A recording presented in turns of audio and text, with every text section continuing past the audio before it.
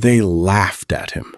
The entire banquet hall, packed with hardened warriors, battle-scarred elders, and wolves who had howled at 100 bloody moons, threw their heads back and mocked a man who simply offered a gentle smile.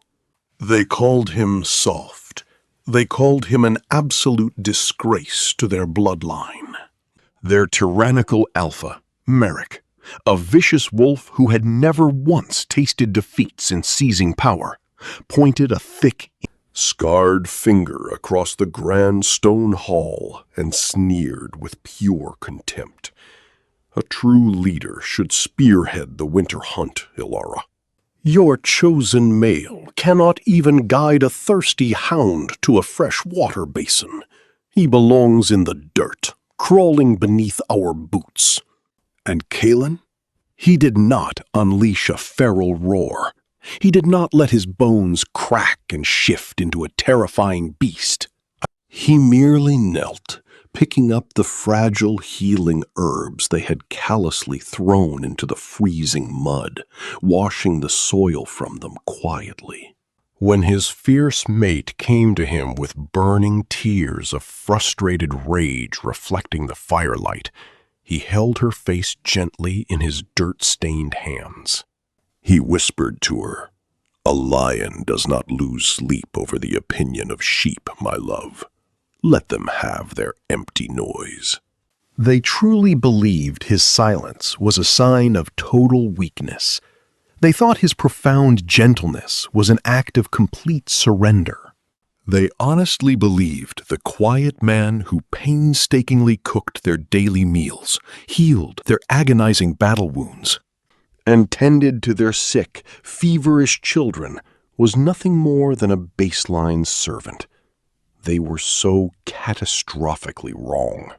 Because on the fateful night when Alpha Merrick raised his brutal hand against the one woman Kalen had crossed entire kingdoms to find and protect, the burning fire in the massive hearth suddenly turned a blinding cosmic silver.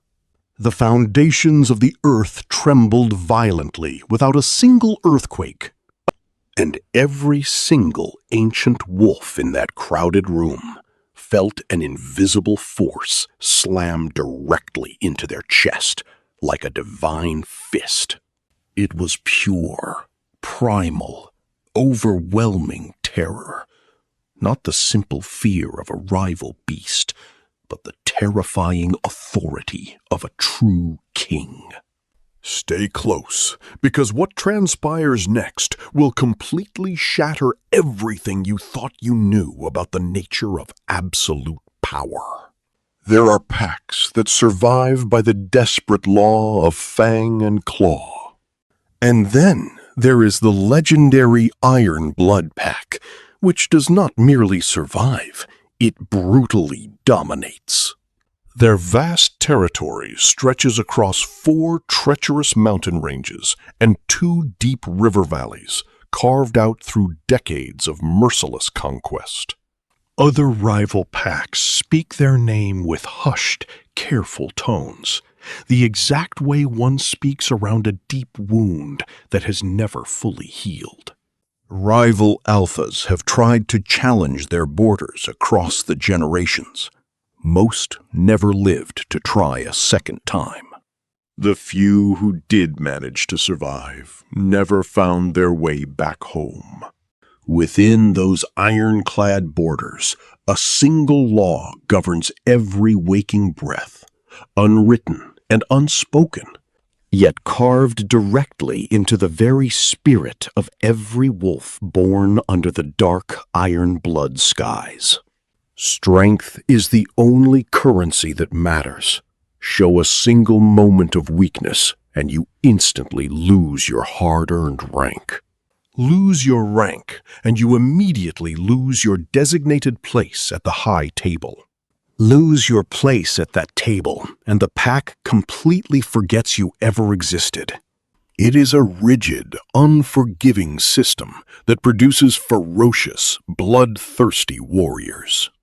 It is also a broken system that produces something far more dangerous. wolves who have entirely forgotten why they were fighting in the first place. Alpha Merrick sits at the dark center of it all, ruling from a heavy stone throne that feels as though it were constructed from old, unhealed wounds. Broad-shouldered, iron-jawed, and possessing a dark laugh that sounds far more like a violent warning than an expression of mirth. He did not politely inherit his high position. He seized it bare-handed through bloodshed at the tender age of 17. He has spent every passing year since then reminding his pack of exactly that violent reality. His respect is never freely given. It is ruthlessly extracted through fear. Under his iron rule, the pack has never lost a single territorial dispute. Yet, under his harsh rule, 3 brilliant pack healers have quietly packed their belongings and fled into the night. 2 wise elders have completely stopped speaking at the War Council. And 17 young pups have grown up believing that crying is a shameful act, reserved only for the broken and the worthless. These are not metrics that Merrick tracks. These are not things the tyrant considers losses. It is on an ordinary morning of biting frost, with cold mist still clinging stubbornly to the winter grass and the sun barely cresting the jagged mountain ridge, that we first see him. The passing warriors notice him the way they always do, with a slow, sliding wave of casual contempt.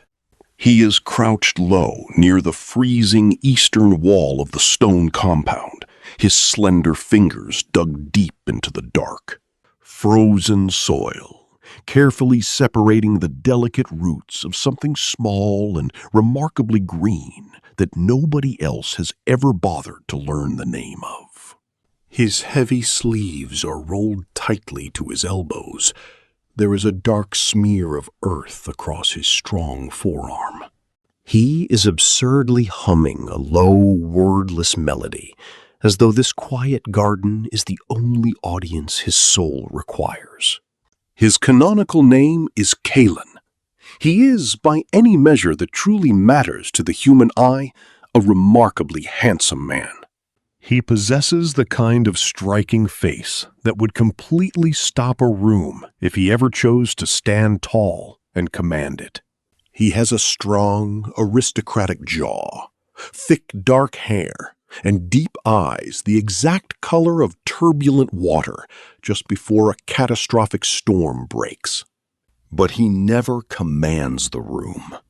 He barely raises his calm voice above the level of an intimate conversation. He moves through the chaotic, crowded compound like a deep, hidden current beneath perfectly still water. Present absolutely everywhere, yet visible nowhere. The armored warriors passing by his garden exchange mocking glances. One of them mutters a crude insult under his breath. Another snorts in agreement. It is the particular lazy cruelty of people who have decided, without a shred of proper investigation, that a man who grows delicate things cannot possibly be worth knowing. Look, there goes Alara's pathetic little houseplant, one warrior says just loud enough for the words to carry across the courtyard. Kalen does not even look up from his work. He merely continues humming his soft tune. Across the wide stone compound, Alara is just returning from a grueling border patrol. She is not a small woman, especially in the intimidating presence of high-ranking wolves. She is precisely as large and imposing as the dangerous space demands. Her official rank is Senior Tracker, a prestigious title earned on 4 consecutive seasonal hunts where she brought back far more quarry than any male warrior twice her physical size. The pack respects her with the tense, highly reluctant admiration they reserve exclusively for dangerous people they cannot easily dismiss. But the exact same pack that loudly cheers her name after a successful hunt will spend the very next morning shaking their heads in utter disbelief about her choice of mate. What in the world does a magnificent she-wolf like that see in a male so thoroughly soft? A fierce senior tracker like her, completely wasted on something so weak, he cannot even shift into a proper wolf, can he? I have never once seen him shift or bare his fangs. Ilara hears every single bit of it. Every mocking syllable cuts through the air, and every syllable costs her something precious, a fragment of her dwindling patience, a silver of her remaining composure that she must painstakingly rebuild in total privacy every single night, just so she can face them again the next morning. She rounds the sharp corner of the stone barracks and spots Kalen, working diligently at the eastern garden wall. Still crouched low, now carefully cradling a small bundle of pale, aromatic herbs wrapped in a piece of damp, protective cloth. He looks up the moment the heavy thud of her leather combat boots echoes against the stone. And the radiant expression that instantly crosses his face is so immediate and entirely unguarded that, even after 3 long years together, it still catches her somewhere deep beneath her ribs. It is pure, unadulterated warmth, directed entirely at her, as if she is the absolute only thing in his entire field of vision that holds any real meaning. "You are back early," he says softly, his voice a soothing balm to her frayed nerves. "The border patrol was entirely clean," Ilara replies, crouching down into the dirt right beside him, her sharp eyes glancing curiously at the fragile plants. "What are those specific herbs for? Is it for Kala's sick young pup?" "The child's fever spiked dangerously again late last night," Kalen answers simply. Stating the grim medical reality without any dramatic fanfare, the exact way another man might casually mention the morning weather. "This particular route should successfully bring the fever down by tomorrow morning." Ilara falls completely quiet for a long moment, watching him. Kalara is the bonded mate of the Iron Blood Pack's proud third-ranking warrior. Her young pup has been desperately ill for 2 agonizing weeks. The official pack healer visited the family exactly once, casually declared the illness manageable, and quickly moved on to more high-born patients. Absolutely nobody has visited their small cabin since then. Nobody except Kalen, who has been quietly slipping into their home every other evening, without any grand announcement, never asking for a single thing in return for his life-saving care. She watches his capable hands move methodically over the leaves, careful, certain, and utterly unhurried. "Do they even know it is you doing this?" she asks quietly. "Does Kala's family actually know where this life-saving medicine comes from?" Kalen gives a small, indifferent shrug of his broad shoulders. Does it truly matter? It does matter, Ilara thinks fiercely. It matters enormously to her. But she already knows the exact answer he will give her, so she chooses not to press the matter any further. This is the profound thing about Kalen, that she has never been able to properly explain to anyone else who asks. He does not possess the petty need to be seen by the world. He is not building up social credit within the pack hierarchy. He is not performing acts of basic human decency in exchange for public recognition. He simply is. He is as solid and unmoving as the bedrock beneath the winter soil, holding everything up from a place so incredibly deep that no one ever thinks to look down and find him there.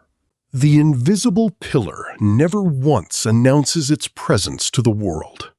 It only ever becomes visible to the blind when everything built above it begins to crack and crumble. Tonight, somewhere deep inside the main banquet hall, the pack warriors are laughing loud, bright, and utterly careless. It is the specific kind of arrogant laughter that only ever lives inside people who have never once had to be truly afraid for their lives. Kalen wraps the medicinal herbs with exquisite care. He stands up to his full height, stretching his aching back, and brushes the dark earth from his palms before looking out across the noisy compound with those quiet, storm-deep eyes. And for just a fleeting moment, a single fraction of a second that Alara will remember much later when everything has tragically changed, the very air around his body seems to completely still. It is not a stillness born of weakness. It is a heavy quiet, thick with something ancient, waiting, and impossibly patient. Then the illusion breaks as he smiles warmly at her, picks up the bundle, and speaks. "Come on, let us head inside. I made a hot dinner for us." She follows him into the warmth of the building. Outside, the warriors keep up their boisterous laughing. Absolutely nobody asks where the healing winter herbs come from. They only ever notice their value when they finally stop arriving. The great seasonal hunt had been an exceptionally good one. You could easily tell by the sheer volume of the noise echoing through the courtyard, that particular brand of arrogant, booming loud that only ever exists in wolves who have recently drawn fresh blood and desperately want the entire world to know it. They surged through the heavy stone compound gates like a destructive wave, all broad grins, blood-stained armor, and rough, violent shoves.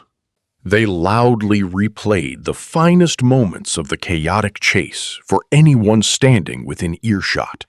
3 massive elk, all clean, brutal kills. It was Alpha Merrick's inner circle at their absolute most insufferable, completely flushed with the thrill of victory and entirely untouchable in their own arrogant estimation. Looking for a convenient place to dump the excess of their aggressive energy, they found their perfect target waiting in the center of the courtyard. Kalen had been out there working since the first light of dawn. 3 days prior, he had gone completely alone into the treacherous high forest past the mountain ridge, where the composition of the soil shifted from heavy clay to rich black earth, and where the towering growth of the trees filtered the winter light into something that felt almost sacred. He knew exactly where to look for life. He always did. He found yarrow growing near the freezing northern stream, feverfew thriving in the damp shadow of the massive greystones, and rare valerian root, which takes immense patience to locate and even more careful patience to harvest without destroying what remains in the soil. He had returned to the compound with a woven basket so incredibly full it could barely latch closed. Now he sat cross-legged in the absolute center of the dirty courtyard, working through his precious collection with the serene quiet of someone performing a task that genuinely mattered to the survival of the innocent. Each botanical bundle was meticulously sorted by its medical purpose, and each fragile stem was checked for frost damage. His hands moved over the plants with a kind of profound literacy, reading the leaves the way a seasoned general might read a tactical map, knowing instinctively which pieces would serve to break a fever, which needed more time drying near the hearth, and which needed to be set aside entirely. He did not hear the arrogant warriors approach over the deep sound of his own concentration. The very first sign of danger was a massive, sudden shadow falling over his workspace. Bran, Alpha Merrick's lead enforcer, a towering wolf built like a heavy barn door and about as thoughtful as a brick wall, stopped just a few feet away. Bran looked down at the overflowing basket, then at Kaelin, and then back at the basket with the slow-arriving, sadistic smirk of someone who had just decided to thoroughly enjoy himself at another's expense. "What exactly is all this garbage?" Bronn demanded, his voice booming across the stone space. Kaelin looked up calmly, his storm-colored eyes entirely steady. "Medicine for the eastern quarters. There are currently 4 separate cases of lung fever developing among the young families. I want to get ahead of the sickness before it spreads further." "Medicine?" Bran repeated the word with a mocking sneer, the exact way you would repeat a bad joke you did not quite catch. He turned his heavy head back toward his rowdy companions, his eyes gleaming. "Hey guys, hear that? The little gardener says he is making medicine." The cruel laughter from the hunting party came like a swift, ugly reflex. What happened next took less than 2 agonizing seconds to unfold. Bran's heavy, iron-toed combat boot connected violently with the side of the woven basket. It was not a casual nudge. It was a full, deliberate, devastating swing. 3 long days of painstaking, back-breaking work instantly exploded into the freezing winter air. Precious herbs scattered wildly across the muddy ground. The woven basket tumbled across the stones, cracking loudly against the hard fortress wall. Rare stems that had taken hours of patient searching to locate were ground instantly into mush beneath the shifting leather boots of the warriors as they eagerly pushed forward to get a better view of the free entertainment. The mocking laughter grew louder and more toxic. Kaelin looked down at the ruined courtyard floor. He did not shout in anger. He did not instantly stand up to defend his pride. He did not bare his razor-sharp fangs or curl his dirty hands into tight fists. He simply reached forward with total composure, picked up the nearest muddy stem, turned toward the large stone water basin resting at the courtyard's edge, and began quietly, methodically, to wash the filth away. The cruel laughter of the warriors faltered slightly, momentarily confused by the complete absence of a violent reaction, desperately needing a display of fear or anger to sustain their own pathetic amusement. Bran watched Kaelin kneel calmly in the freezing mud, carefully retrieving herb after ruined herb with the exact same unhurried, graceful movements. For a brief, uncomfortable fraction of a second, the brute felt a strange pang of something deep inside that he chose not to examine closely. He quickly covered the unfamiliar feeling by laughing even harder.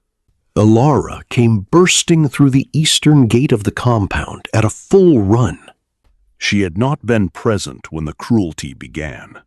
She had been busy filing her detailed border patrol reports with Elder Sierra 3 stone buildings away.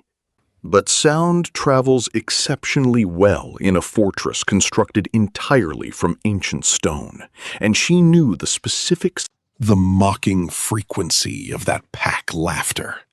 She had learned to recognize it, the exact way one learns to recognize the sickening sound of something beautiful breaking.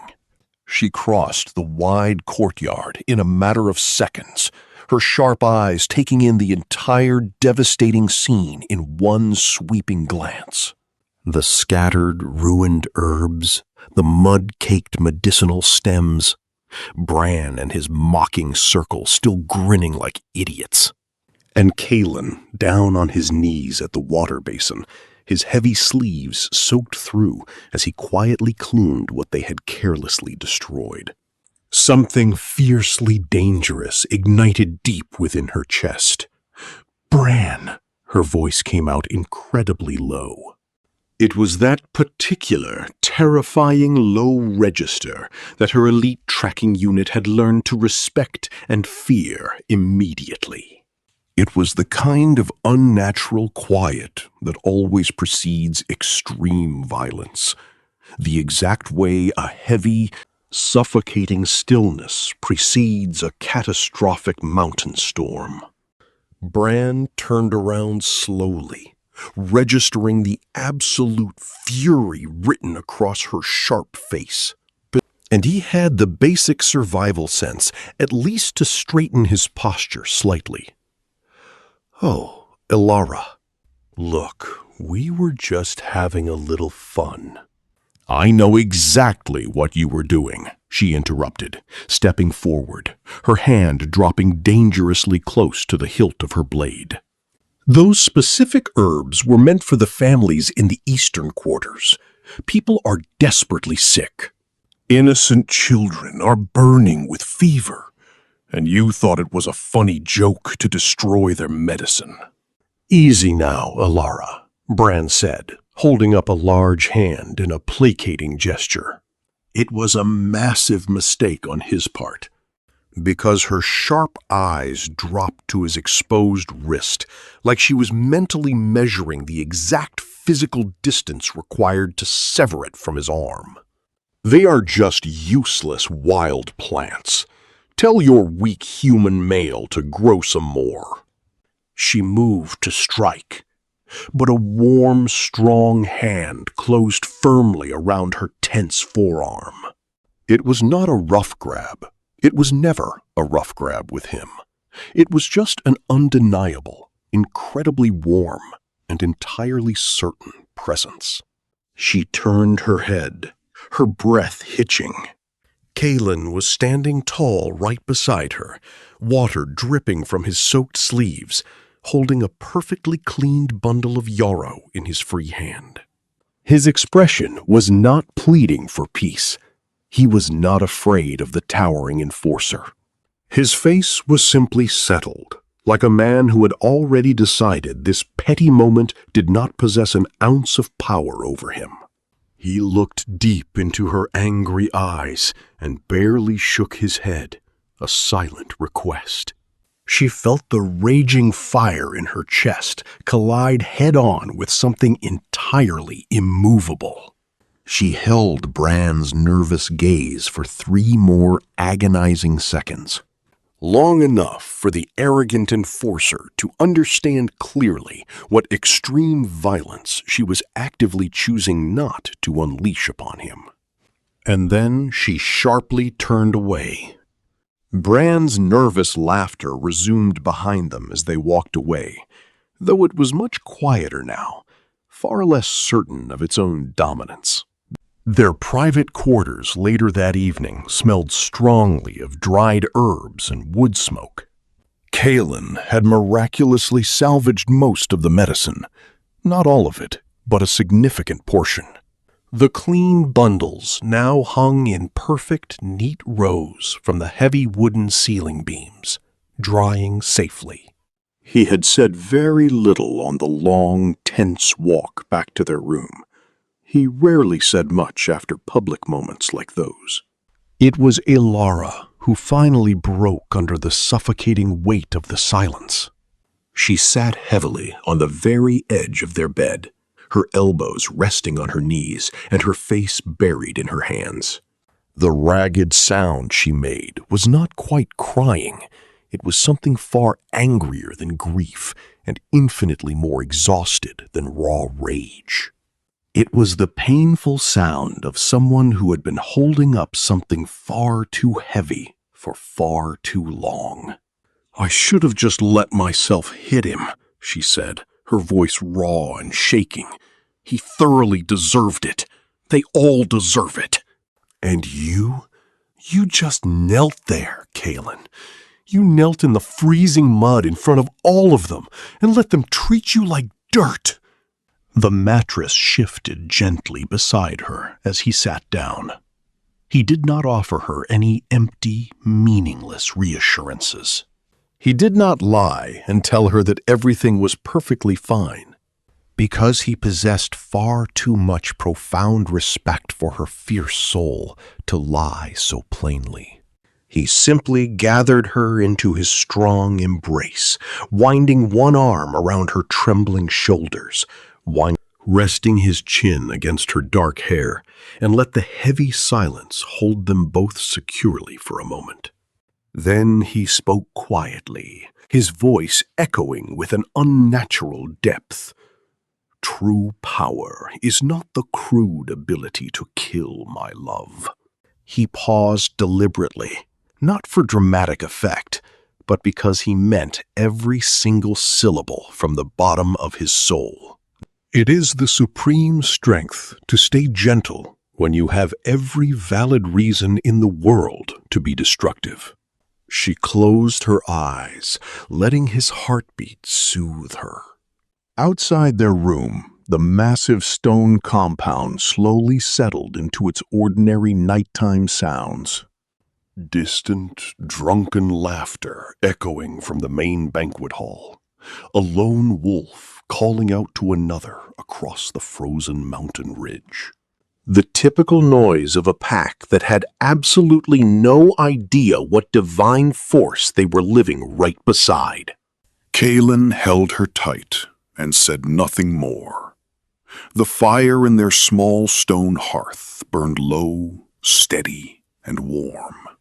Somewhere deep in the quality of his absolute stillness, in the total, unshakable calm of a man who had just been publicly humiliated, and yet was not by any visible measure diminished. Something whispered at the edges of the room. It was something ancient, something majestic, something that had been waiting a very long time to stop being patient. Alpha Merrick did not lose his temper often. That was the crucial thing that regular wolves always misunderstood about him. They foolishly assumed a dominant wolf built the way he was built, all massive muscle, scars, and menace. Possessing a booming voice that could instantly silence a crowded room from across the hall, must constantly operate from a place of raw, unbridled rage. But raw rage is inherently imprecise. Rage makes critical, tactical mistakes. Merrick had not successfully held this massive, blood-soaked territory for 15 long years by making stupid mistakes. What he truly operated from was something far colder, far more calculated, and infinitely more deliberate. On the frosty morning after Alara had nearly put her fist through Bran's arrogant jaw in the central courtyard, on the morning after she had actively chosen yet again to defend that quiet, unhurried gardener over the established honor of their dominant pack culture, Merrick sat entirely alone in his dark war room and calculated. The fierce female senior tracker was rapidly becoming a major political problem. It was not because of her hunting skill. Her unparalleled skill was a massive tactical asset that he had absolutely no interest in discarding. It was not because of her official rank. A senior tracker of her caliber was not a position that could be easily replaced before the Winter Wars. The true problem was the dangerous signal she was broadcasting to the rest of the pack every single day.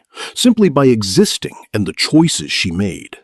When a wolf of Alara's legendary standing looked at a gentle man like Kalen and loudly declared, "This male is worth my absolute loyalty," other wolves took notice, especially the impressionable younger ones.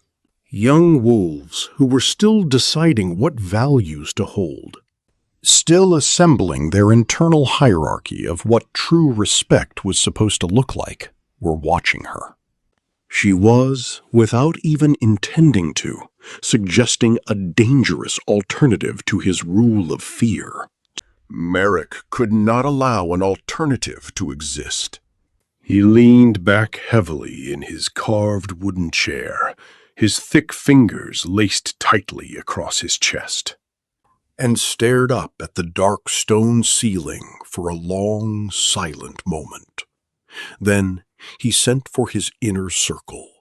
The formal announcement came at midday from the elevated central platform where all official pack declarations were made. Merrick stood high above the gathered blue-blooded wolves with the comfortable, terrifying authority of someone who has never once questioned whether the ground beneath his feet belonged to him. His powerful voice carried easily across the wind. The sacred lunar banquet, he loudly declared, would be held at the coming full moon, exactly 6 days from now. It was to be a sacred gathering, a magnificent celebration of the pack's unmatched physical strength and unbreakable unity.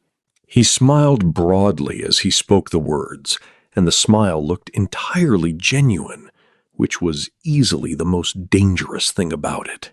Every single wolf and their bonded mate would be strictly required to attend. And this particular year, given how much the pack had grown through recent conquest and how many new romantic bonds had successfully formed, there would be a new formal acknowledgement ceremony.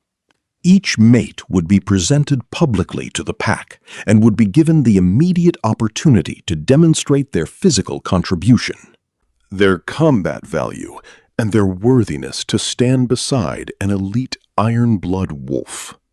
He used that specific word with extreme care, opportunity. It was not a cruel test, he said smoothly. It was a beautiful celebration. The gathered wolves responded with a roar of genuine enthusiasm, cheering loudly from the courtyard, completely oblivious because they did not yet know what those smooth words actually meant. Afterward, in the deep privacy of the inner war chamber, with the heavy oak doors locked tightly, and only his most trusted enforcers present, Merrick did not use the word opportunity. He used the word evidence. If that weak gardener fails publicly in front of the entire pack, Merrick said, his voice completely level and almost sounding bored, ancient pack law will easily take care of the rest. A bonded mate who cannot physically contribute to the vital survival functions of the pack automatically forfeits the sacred bond's protection. Ilara knows the ancient law inside and out. She has just never needed to think about it applying to her before. He paused, a dark glint in his eye. She will certainly think about it now. Bran nodded his massive head slowly, a sinister grin spreading across his face as he assembled his admiration for his alpha's genius.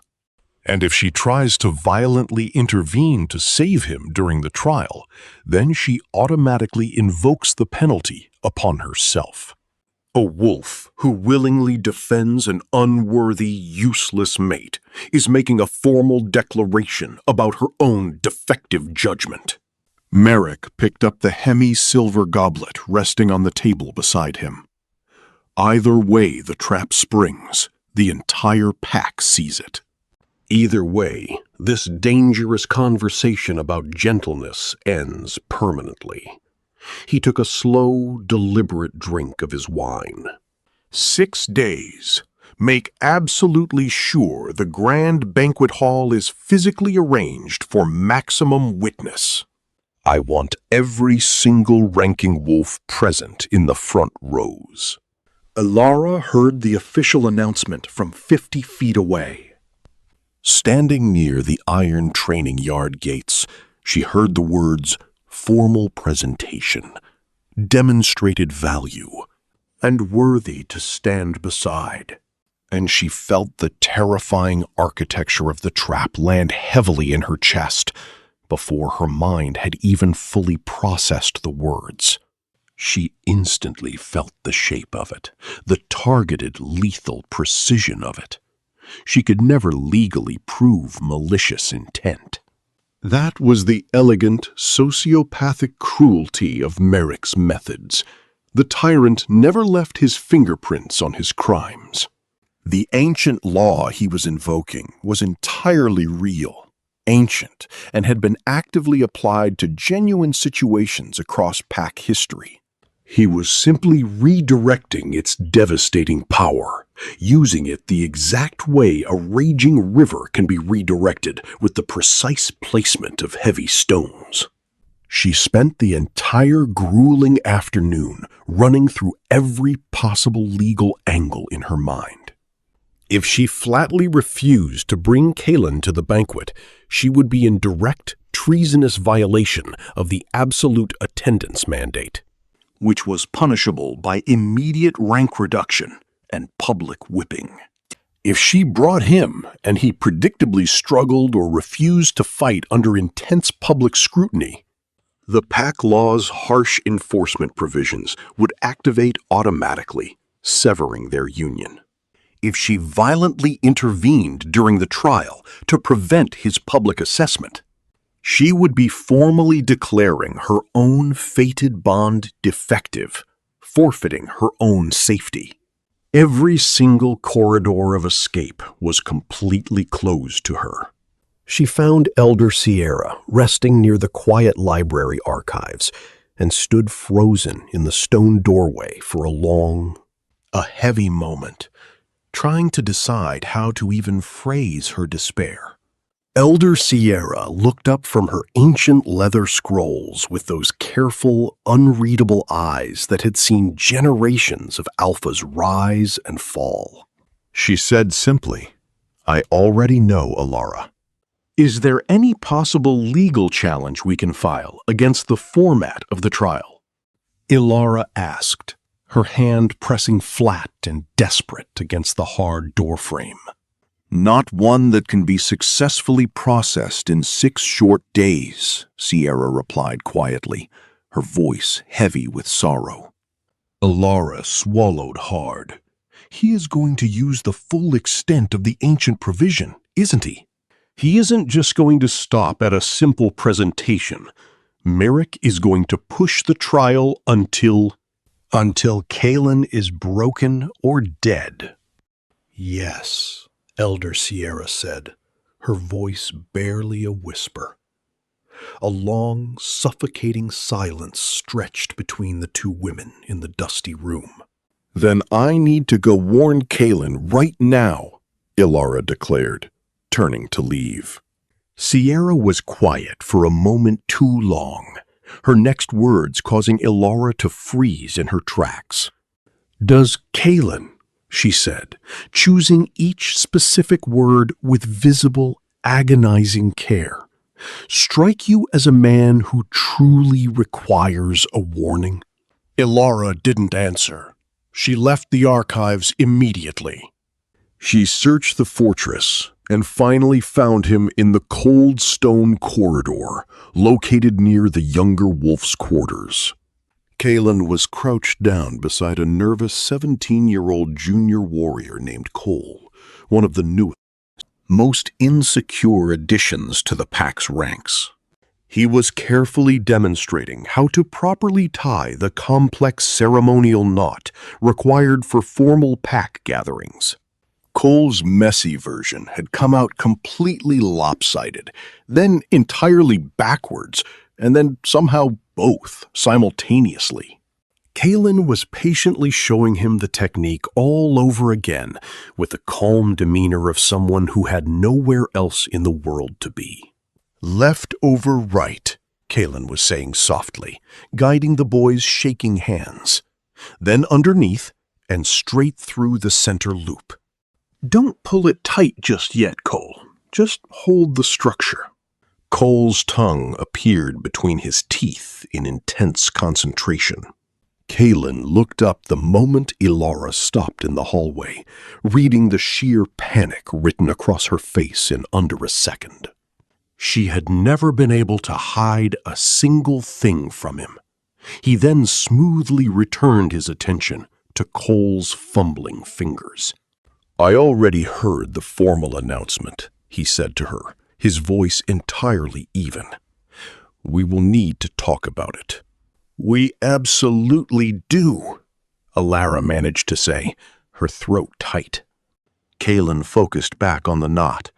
"Remember, Cole, the loop comes first," a quiet instruction to the boy. Then he directed his calm eyes back to her. "I am fully aware of exactly what is happening, Ilara." Something undefinable in his steady tone made her pause. He helped Cole pull the ceremonial knot perfectly snug, clean, symmetrical, and absolutely flawless. The younger wolf beamed with a massive, disproportionate sense of pride. Kalen clapped him once firmly on his shoulder, told him to practice the knot 20 more times before bed, and stood up to his full height. He was entirely unhurried. He was perfectly composed. He was dressed neatly, as always, with his linen sleeves already pressed for the evening. And when his deep eyes finally met hers, there was absolutely no shadow of dread lingering in his expression. There was no rehearsed reassurance, no desperate performance of calm designed to cover up a rotting fear beneath the surface. There was only that same profound, infinite stillness. It was the exact same stillness that had confused, frustrated, and deeply unsettled the dominant members of the pack since the mysterious day he first arrived. "Merrick thinks this is a flawless trap," she whispered quietly, her hands shaking. "He is entirely right," Kalen said simply, a faint, knowing smile playing on his lips. "It is a trap." He began walking calmly down the dark stone corridor toward their private room. "Aren't you afraid at all?" she asked, rushing to keep pace with his long, steady strides. He considered her heavy question with what appeared to be genuine, deeply philosophical reflection. "No," he said softly. "I am not." She stared in absolute wonder at his broad back as he walked straight-shouldered and entirely unhurried down the hall. Not a single line of his posture, not a single movement of his body suggested a man who was actively preparing for his own public destruction at the hands of tyrants. Behind them in the hall, young Cole was already practicing the ceremonial knot again, whispering the steps to himself like a mantra. Left over right, underneath, and through. Down the long corridor, Kalen had begun almost inaudibly to hum that low, wordless melody once more. And that quiet humming, the proud straightness of his spine, and the total absence of fear in a man who had every logical reason in the world to be terrified was easily the most unsettling thing Ilara had witnessed in her 3 long years of knowing him. It was not unsettling because it was strange. It was unsettling because it was beginning to feel deeply, disturbingly, like a man who already knew exactly how the story ended. Memory is a highly strange, unpredictable instrument.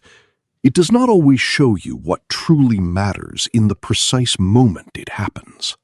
Sometimes it waits patiently, storing a tiny detail quietly away in a back, dusty corridor of the mind. Completely unremarked upon and entirely unexamined, and only retrieves it much later, when a shocking new piece of information finally arrives to illuminate the dark. The gears of the Iron Blood Pack began to shift around a truth that had been hidden in plain sight for far too long. In the days following the incident in the courtyard, the members of the pack would find themselves looking back at their own memories, turning them over like smooth stones pulled from a cold riverbed, examining the side that had remained in darkness. In the quiet corners of their minds, they would ask a question that brought a deep, lingering discomfort.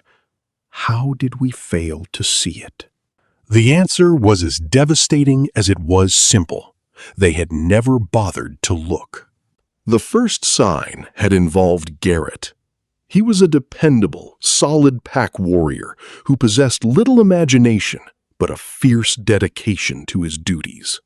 The previous winter, a severe lung affliction had taken hold of him, dragging him down to the brink of death.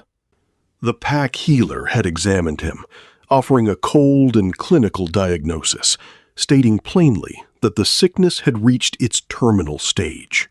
The healer spoke with the detachment of someone tracking the winter weather, noting that the infection had consumed both lungs and a burning fever had gripped his body for 11 straight days. At that point, a wolf's physical form simply ran out of strength.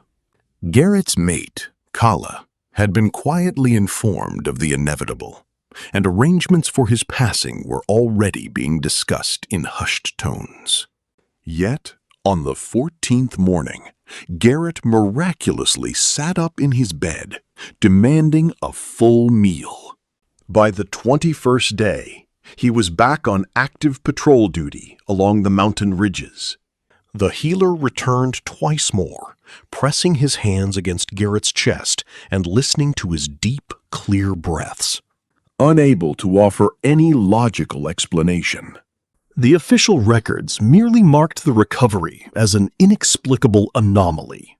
Filed away and forgotten, because there was always another crisis demanding attention. No one associated this miracle with Kalen.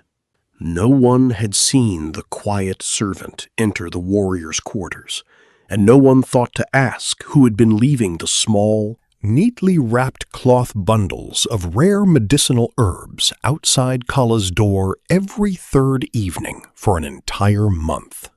The bundles were tied with a distinctive, precise knot, containing a blend of forest plants that no modern healer in the pack's living memory had ever thought to combine. When Garrett was questioned about it much later, he could only recall that the medicine bore the scent of deep, ancient earth and frosted winter stone. He never had the chance to offer his gratitude, for there was never anyone standing there when the parcels arrived. The second incident occurred near the treacherous northern border on an otherwise quiet autumn afternoon. A scout patrol had tracked an unfamiliar, heavy scent directly to the boundary line, the unmistakable scent of a rogue wolf who answered to no law and recognized no master. Finding rogues near the territory of the Iron Blood Pack was not uncommon, but a rogue that lingered in one place was a severe threat. This particular wolf had remained completely motionless for nearly an hour, crouching just inside the thick tree line. By the time the armed patrol reached the perimeter, Kalen was already standing there. He had absolutely no reason to be at the northern border, as his duties as a humble servant were strictly confined to the central compound. Yet he stood alone on the open ground. In the sudden confusion that followed, none of the scouts thought to question his presence. What the four warriors witnessed, and later recounted in low, shaken whispers, defied everything they knew of wolf nature. The massive rogue emerged from the dense shadow of the trees. It was a monstrous creature, larger than almost any warrior in the Iron Blood Pack, its gray pelt scarred from a lifetime of solitary survival. Its golden eyes locked onto Kalen across 30 feet of open, clearing ground. A long, breathless silence stretched between them. Then, slowly, the massive rogue lowered its head. It was not the panicked submission of a weaker beast encountering a tyrant, nor was it a gesture born of fear. It was something far more profound, a deliberate, formal inclination of absolute reverence held for several agonizing seconds before the great wolf turned and vanished back into the shadows of the forest without making a single sound. The patrol stood frozen. One of the warriors finally spoke, his voice trembling as he noted that rogues do not bow, trying desperately to replace the impossible sight with something logical. They eventually logged the encounter as a simple border sighting, requiring no engagement, and returned to the fortress. Kalen had already departed by the time they turned back, and no one dared ask him what had truly transpired in that clearing. The third sign was discovered by Elder Sierra late on a damp Wednesday evening. One of the pack's oldest hunting hounds, its muzzle gray with age and its hips failing from years of hard running, lay whimpering near the woodpile behind the eastern quarters. The animal had refused food for 3 days, its breathing shallow and rattled, signaling that its spirit was ready to leave its worn body. Sierra had knelt in the dirt beside the hound, intending to keep vigil over its final moments. Instead, she realized she was not alone.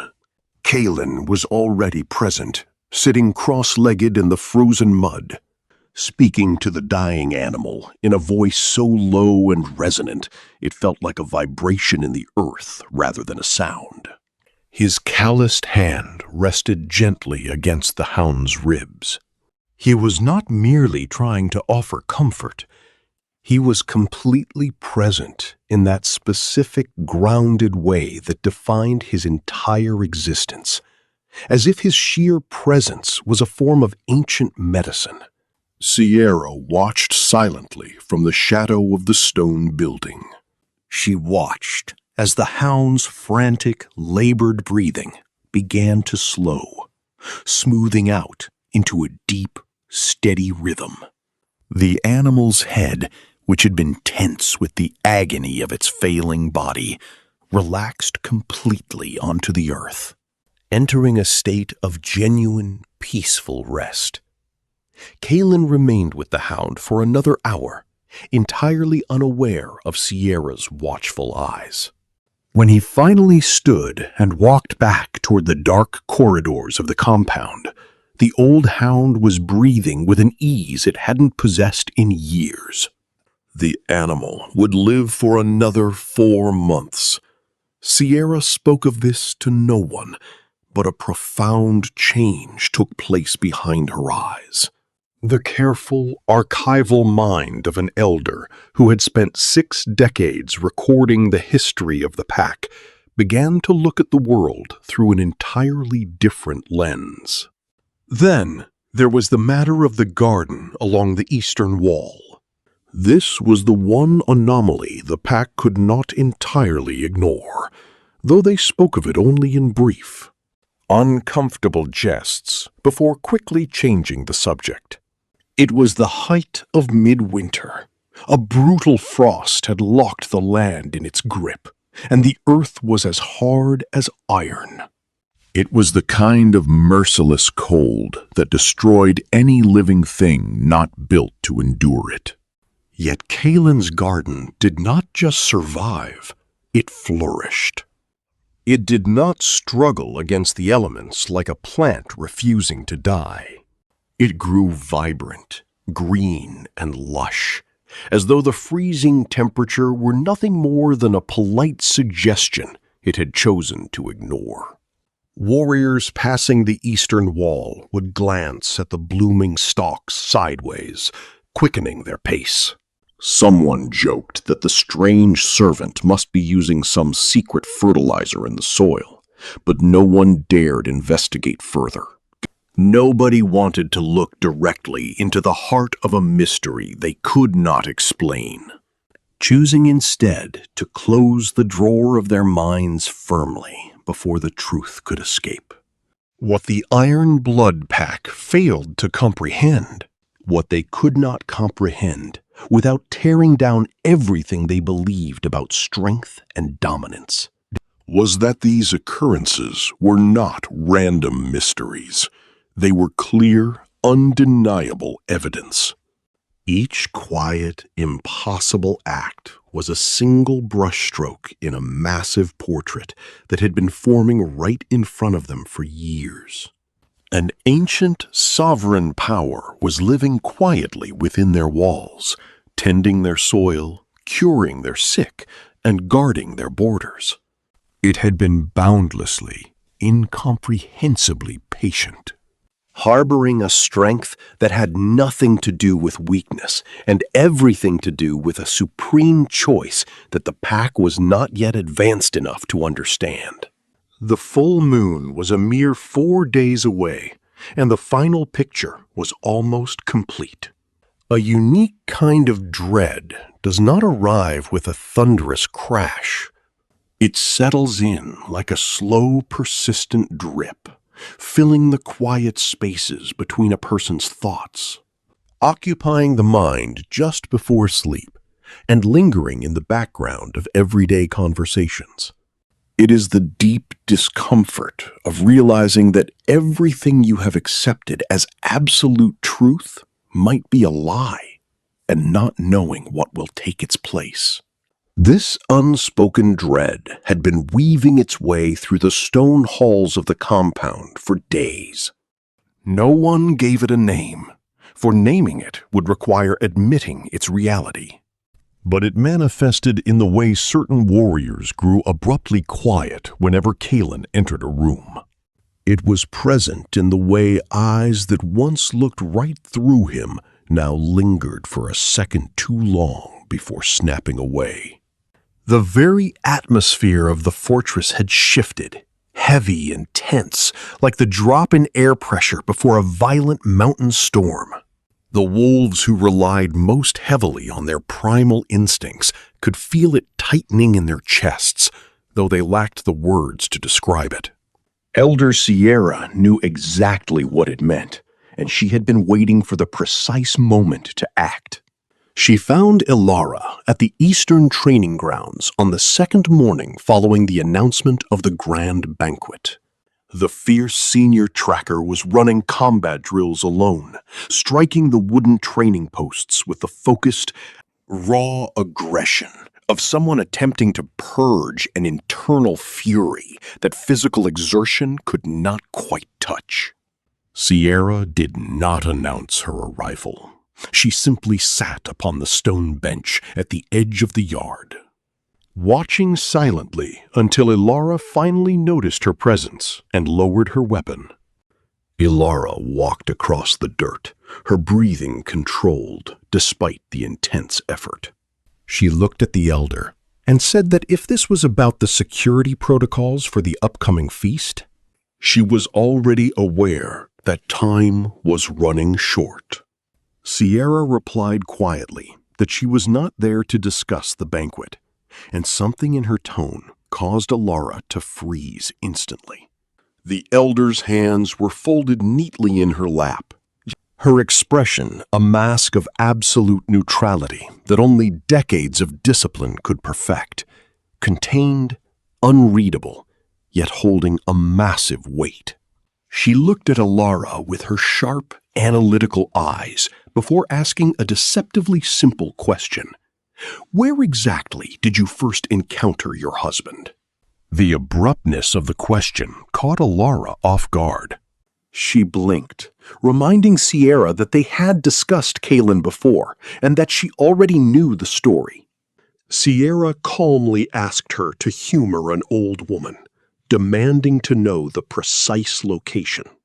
After a brief pause, Ilara took a slow drink from her water flask, stating that it happened near the old, abandoned territories along the northeast ridge.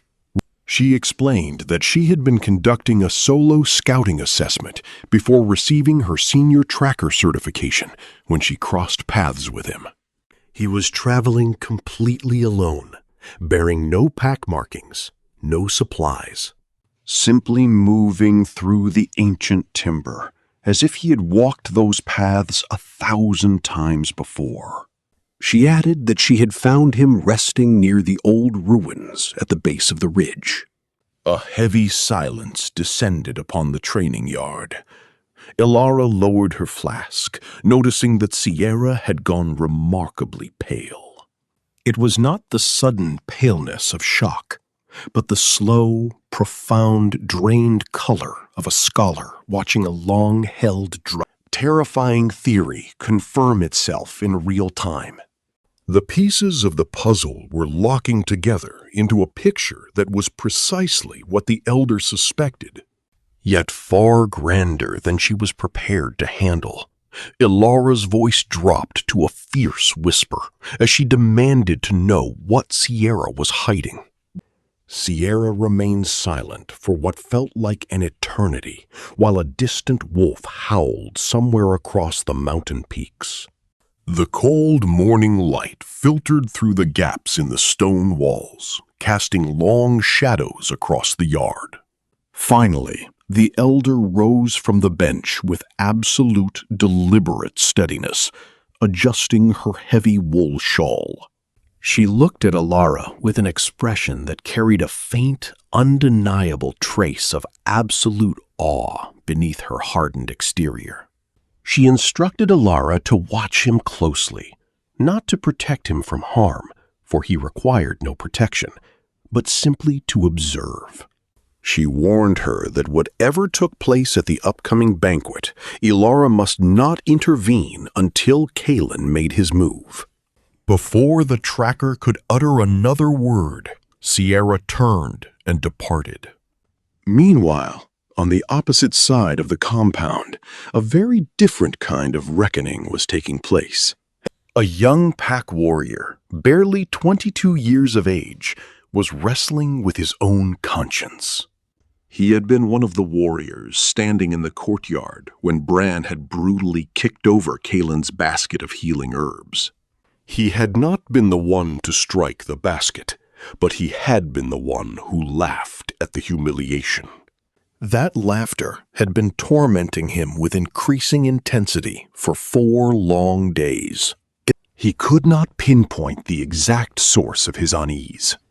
It did not feel like the standard guilt familiar to Ironblood culture, which was viewed as a weakness to be buried and never spoken of.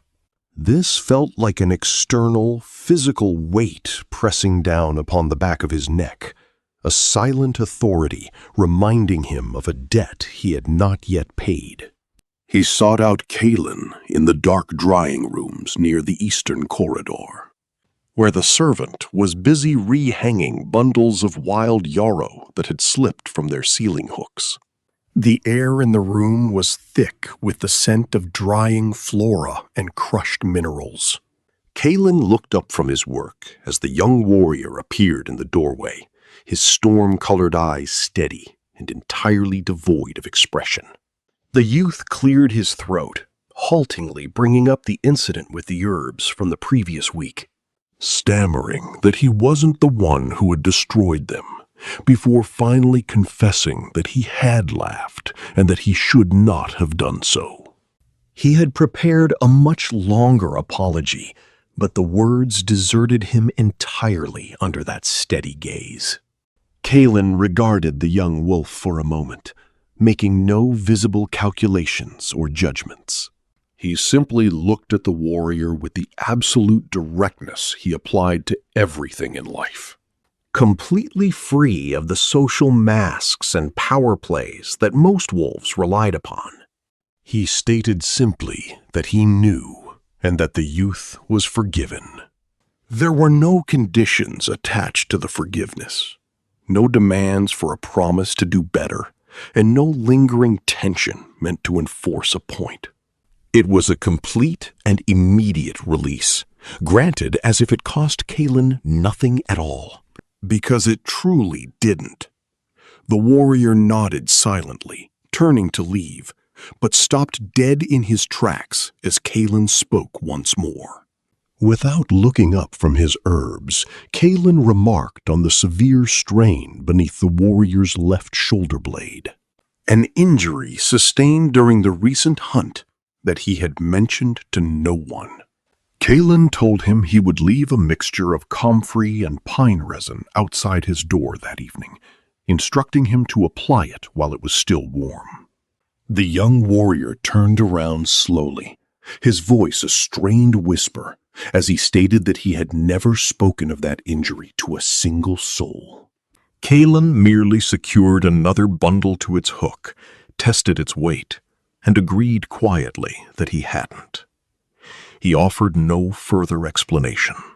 The youth stood frozen in the doorway for a long moment, the heavy scent of the herbs swirling around him, feeling an emotion he could not name swelling within his chest.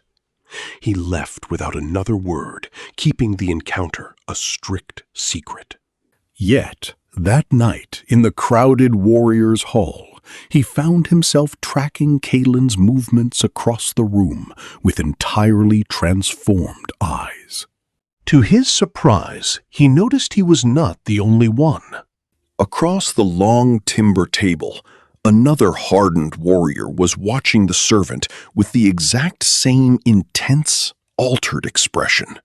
Neither man spoke of it, but the silence between them was deafening.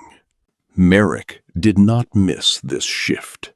For all his brutality and lack of wisdom, the Tyrant Alpha possessed an uncanny ability to read a room the way an expert hunter reads a dangerous terrain. What he was sensing now was a subtle undercurrent that displeased him greatly. The mockery that had always followed Kaelin throughout the compound had lost its sharp edge. The reflexive contempt had developed an almost imperceptible hesitation. That evening, Merrick summoned his inner council to his private chambers and issued a command that brooked no argument. The grand banquet was to be moved forward by 2 full days. Bran looked up in surprise, objecting that the extensive preparations were nowhere near complete. Merrick silenced his lead enforcer with a flat, icy glare that ended all discussion. The Alpha had spent 15 years maintaining his rule through a simple understanding, a single word: order. Absolute control is not maintained through physical strength alone, but through flawless timing. Right now, he could feel that timing slipping away from him like ice thinning beneath a winter traveler's boots. Not yet breaking, but no longer dependable. He did not understand what was transforming his pack, but he knew with absolute certainty that it had to be halted before the change became permanent. He was already far too late, though he lacked the capacity to see it. The following morning, well before the first rays of dawn cut through the mountain peaks, Elder Sierra departed from the fortress alone. She required no escort and made no announcements. She had spent 60 years earning the right to move through Ironblood territory without offering an explanation to anyone. Pulling her heavy wool shawl tightly against the freezing pre-dawn air, She struck out onto the neglected northeastern trail while the rest of the pack still slept. She had delayed this journey for 3 days, but her conscience would allow her to wait no longer. The ancient ruins she sought were completely absent from any modern pack map. This was an intentional erasure, a deliberate act of historical vandalism performed generations ago by arrogant alphas who believed that any history predating their own conquest was entirely worthless. The structures were preserved only in the oldest, most restricted scrolls Sierra possessed, described in a formal, ceremonial language that felt more like a holy text than a record. They were referred to as the Origin Stones, the sacred house of the first king. Most wolves born within the last half-century were completely oblivious to their existence. But Sierra had known of them since her youth, having visited them only twice before in her long life. The arduous trek took nearly an hour through a forest that grew noticeably stranger with every mile. The timber became ancient, the trunks incredibly broad, spaced with a deliberate geometry that suggested a grand design rather than natural growth. The choking undergrowth vanished, the morning birds fell silent, and the crisp air held a deep, mineral coldness that felt entirely separate from the winter weather. Then, the ancient ruins materialized through the thick tree line, like a long-held breath finally released. They lacked the dramatic flair of modern monuments. There were no soaring pillars or grand arches reaching toward the sky. Instead, there were low, massive walls of dark, incredibly dense stone, fitted together with a flawless precision that required no mortar. They had endured for thousands of years without a single stone shifting. Sierra walked slowly through the outer ring of the ruins, her weathered hand tracing the intricate carvings that covered every surface. She read the histories of long-forgotten packs and ancient territories that the forest had reclaimed centuries ago. Decoding names written in a script so old, her bones seemed to understand it far better than her mind. She bypassed the outer structures, moving directly toward the central platform and the inner sanctuary wall, where she stopped dead in her tracks. She had looked upon this specific carving before, on her previous visits, noting the extraordinary craftsmanship. But she had never recognized the face depicted in the stone. She recognized it now with a terrifying clarity. The central panel depicted a tall figure, first in sharp profile, then in a massive, detailed, full-face portrait. The ancient artist had worked with the absolute confidence of someone who knew their sovereign intimately, carving a strong, unyielding jaw and calm, deep eyes that seemed to possess a living depth despite being rendered in cold stone. The figure looked like a man who was listening intently to a melody just beyond the horizon. A man who possessed all the time in existence and felt no need to hurry. Surrounding this central figure in every direction were hundreds of carved wolves, their heads lowered in absolute, unconditional submission.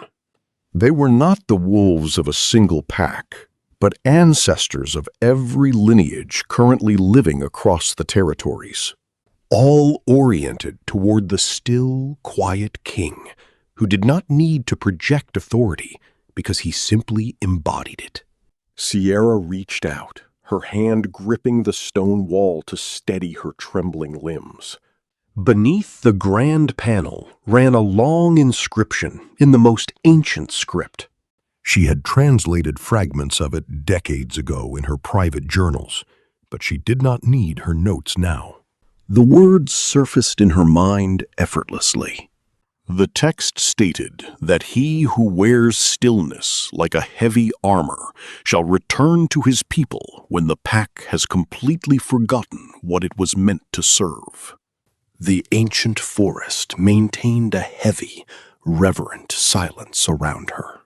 Sierra stood frozen before the likeness of the first Lycan king, a portrait carved by hands that had returned to dust 3 millennia ago, and understood the truth with a completeness that shattered her worldview.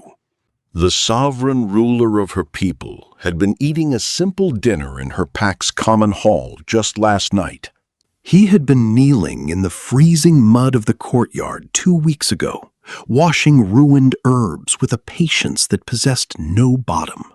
He had been living as a despised servant, choosing every single day to conceal the devastating majesty of what he truly was.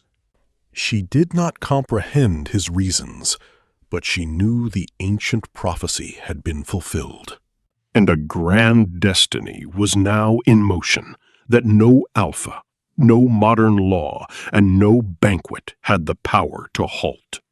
She pressed her open palm flat against the carved stone face. To her utter astonishment, the stone was remarkably warm. Despite sitting in a freezing forest at the break of dawn, warm as if a living pulse beat just beneath the surface.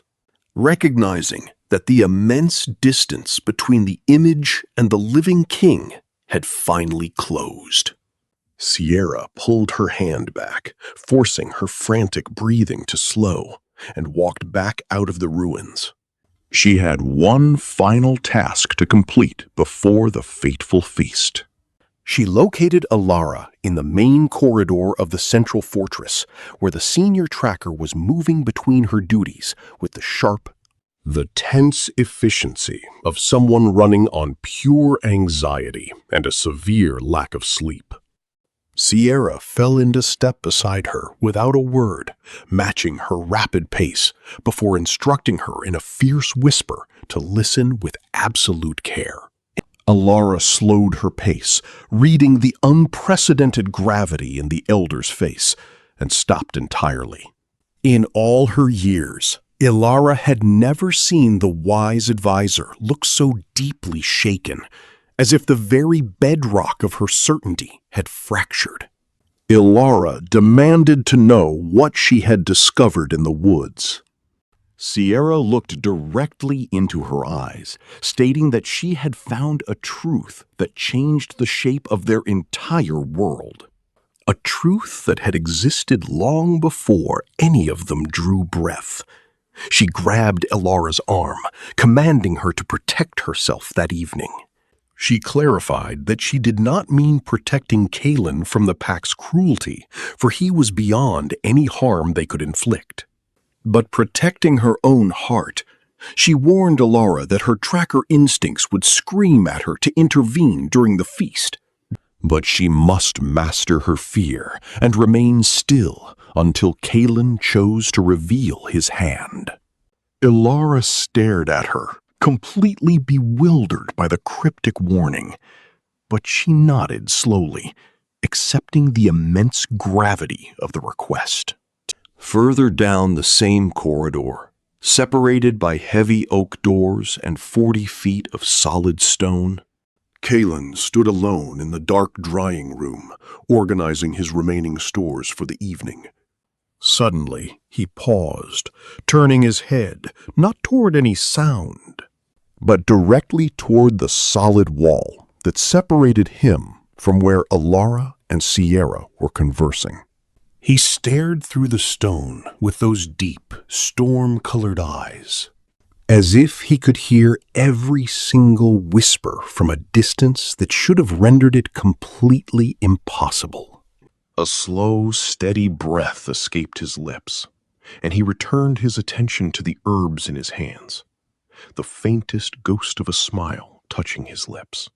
It was not an expression of surprise or alarm, but the quiet, Profound realization of a monarch, noting that the great clock of destiny had finally begun to tick. Down the hall, Sierra pulled her shawl tight and walked away into the shadows, leaving Alara alone with her thoughts. The grand banquet was now only hours away. The ancient ruins held the secrets the pack had forgotten, and the hidden king knew exactly that his time had arrived. The heavy oak doors of the grand banquet hall within the Iron Blood Pack compound groaned against their iron hinges, shutting out the biting mountain wind, but sealing in an atmosphere thick with unspoken dread. Inside, the vast stone fortress was ablaze with the harsh, flickering glare of hundreds of tallow candles and a roaring central hearth that threw long, monstrous shadows against the high rock walls. The air smelled of roasted stag, spilled mead, and the acrid scent of nervous sweat. Hundreds of wolves filled the tiered seating, arranged strictly by the brutal hierarchy that governed their existence. At the highest table sat Alpha Merrick, his broad shoulders draped in heavy wolf pelts, his iron jaw set in an expression of arrogant supremacy. Beside him, his lead enforcer, Bran, stood like a towering wall of muscle, his hand resting casually on the pommel of his broadsword, eyes scanning the crowd with cruel amusement. At the far end of the elders' table, Sierra sat with her hands tucked into her woolen shawl, her deeply lined face a mask of solemn observation. She did not touch her wine. Her gaze remained fixed on the unfolding theater. Down at the third table, clad in a simple green tunic that bore the crest of a senior tracker, Ilara sat rigid as a carved statue. Her fingers were pressed hard against the rough timber of the table to hide their trembling. She was a fierce Omega, a warrior who had survived the harshest wilderness, yet tonight her breath felt trapped in her throat. Her eyes darted toward the shadows near the serving stations. There, moving with a quiet, unhurried grace that defied the chaos of the room, was Kalen. To the rest of the pack, he was merely the submissive gardener and cook, a soft-spoken outsider who tolerated their mockery without ever lifting a hand in violence. But Ilara knew the terrifying truth that lay beneath his gentle exterior. She also knew the agonizing secret locked within her own chest. The War Council, operating under Merrick's shadow, had discovered that Ilara was Kalen's fated mate. To prevent the rise of a true sovereign, they had secretly laced her veins with an ancient, dark blood curse, a lethal tether designed to snap and tear Kalen's life forces apart the moment their mate bond was fully accepted and consummated. To keep her Alpha King alive, she would have to do the unthinkable tonight. Merrick leaned forward, his amber eyes gleaming with malicious intent as he surveyed the hall. He loved nothing more than the public display of absolute dominance. The traditional opening ceremonies had concluded, and it was time to remind the pack who held the whip. Merrick raised a heavy silver goblet, calling for silence. The low murmur of voices died instantly, replaced by the crackle of the hearth fire. Merrick's gaze drifted lazily across the room until it locked onto Kalen, who was quietly wiping down a side table. "Kalen," Merrick said, his voice booming through the rafters with theatrical condescension. "Since you have crawled into our compound and made yourself so thoroughly at home in our dirt, it seems only fitting that you make yourself useful for the remainder of this auspicious evening." The high table requires a servant who knows how to obey without speaking. Manage the platters. A ripple of cruel laughter broke out among Bran's inner circle of warriors. Several elder wolves shifted uncomfortably, but no one dared to voice a protest against their tyrant. Kalen stopped his work. He looked across the length of the crowded hall, meeting Merrick's gaze with a long, level look.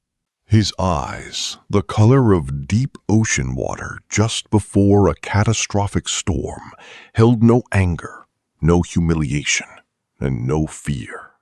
They held only an absolute, piercing attention. Without a word of objection, Kalen walked toward the grand serving tables and began his task.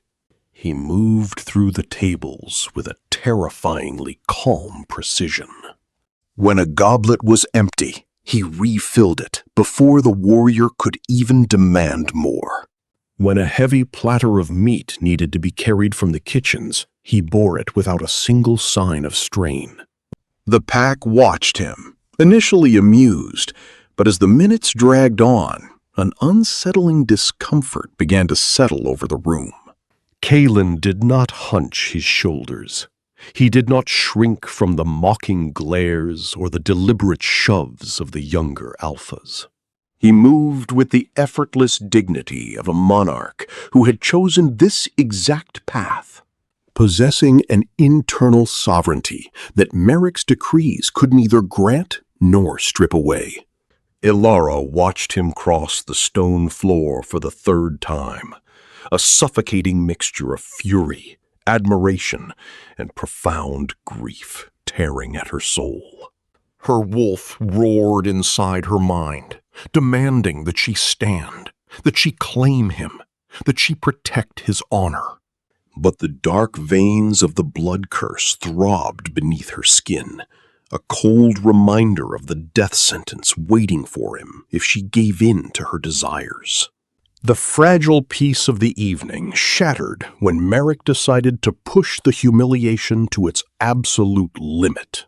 With an unhurried, deliberate movement, Merrick reached for a thick, grease-laden cut of elk from his golden platter.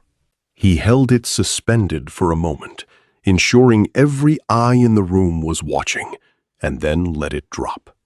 The meat hit the stone floor with a heavy, wet slap that echoed loudly against the sudden silence of the hall. The temperature of the room seemed to plummet instantly. An animal awareness rippled through the pack, signaling that a boundary had been crossed. Merrick looked down at the ruined food, then raised his eyes to Kalen, who had paused 3 tables away. "Pick that up," Merrick said, his tone deceptively pleasant.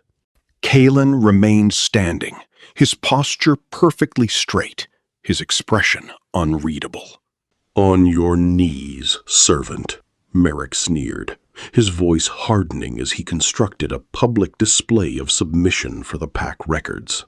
"A proper slave fetches his master's scraps from the dirt. Get down and eat it if you must." The hall went completely dead silent. It was not the comfortable silence of a pause in conversation, but the pressurized, suffocating silence that precedes a lightning strike. Younger pups shrank back against their mothers. Senior warriors leaned forward, their muscles tensed. Bran smirked, crossing his arms over his chest, eager to see the gentle gardener completely broken. Before Kalen could move, Ilara stood up. The sound of her heavy wooden chair scraping violently against the stone floor cut through the silence like a blade. Her palms were slammed flat against the table, her knuckles white, her jaw locked in an agony of direct conflict. Every eye in the banquet hall snapped to her. Merrick turned his head slowly, the satisfaction of a predator closing a trap spreading across his brutal face. "Careful, Ilara," he warned, his voice smooth but laced with venomous teeth. A maid who publicly challenges the judgment of her alpha invokes the law of absolute defiance. You know the ancient pack rights. Sit down, or I will dissolve your standing and throw you to the enforcers before the sun rises. The room held its collective breath. Ilara ignored the tyrant. She looked directly at Kalen. For the 3 years she had known him, she had seen every shade of his quiet patience. But the expression currently settled on his face stopped her entirely. It was not anger, nor was it fear. It was something that belonged to an age before language, before packs, before the very concept of alphas and omegas existed. It was the look of a primordial power that had finished waiting. He held her gaze for a single profound second, communicating an ancient certainty that shook her to her core. And then he looked away. Kalen set his serving towel down on the nearest table. Slowly, without making a single sound, he straightened to his full towering height. In that exact instant, the roaring hearthfire turned a brilliant, blinding silver. The flames did not flare upward or crackle with sparks. They simply transformed. The warm orange light was instantly drained from the room, replaced by a cold, colorless illumination that seemed to generate from the air itself. The silver light pressed against the backs of everyone's eyes with a strange, heavy frequency. Within seconds, every candle in the vast hall followed suit, burning with the same eerie, celestial silver. The temperature dropped instantly. It was not the gradual chill of a door left open to the winter night, but an absolute, violent frost that manifested in a single breath. White mist billowed from the mouths of the startled warriors. The wolves closest to the walls shifted in terror, their primitive instincts reacting to a force their minds could not comprehend. The silence was no longer social constraint. It was the paralysis of mortal dread. Merrick surged to his feet, his face twisting into a mask of defensive rage. The authority he wore like armor was cracking, a wild, unnamed panic flickering behind his eyes. In 4 massive strides, he cleared the distance between the high table and the center of the hall. He drew back his massive fist, channeling the full, practiced brutality of a warlord who had never lost a fight, and swung directly at Kalen's face. His arm stopped mid-arch. It did not hit a physical shield or a solid wall, but rather met an absolute, immovable presence in the air. Merrick's fist hung suspended 8 inches from Kalen's nose, his entire body trembling violently with the futile effort to complete the strike. It was as if the universe itself had simply declined to permit the action. For the first time in his tyrannical reign, Merrick's face showed pure, unadulterated shock. Then the sound arrived.